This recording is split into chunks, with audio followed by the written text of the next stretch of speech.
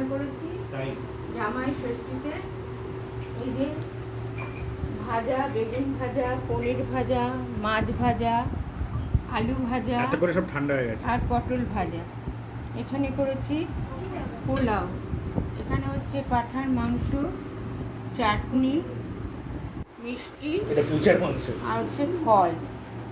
এই ফলটা দিয়েছি। আর দিয়েছি ওদের পরার মতো টি শার্ট দুইজনকে।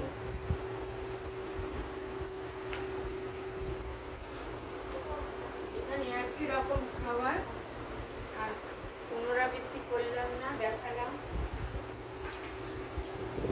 সবাই খেয়ে ভালো থাকো, সুস্থ থাকো। আর এদিকে রয়েছে ভাজা, পটল ভাজা বেসন দিয়ে, চালের গুঁড়ো, সুজি, পোস্ত দিয়ে পটল ভাজা।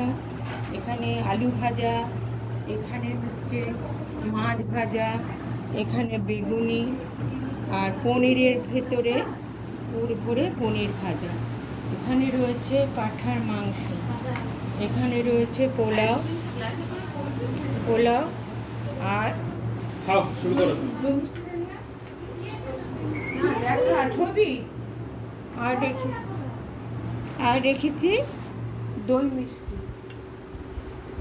এখন আমাদের সবাই খাবো দই মিষ্টি। আজকে সব রান্না আমি করেছি।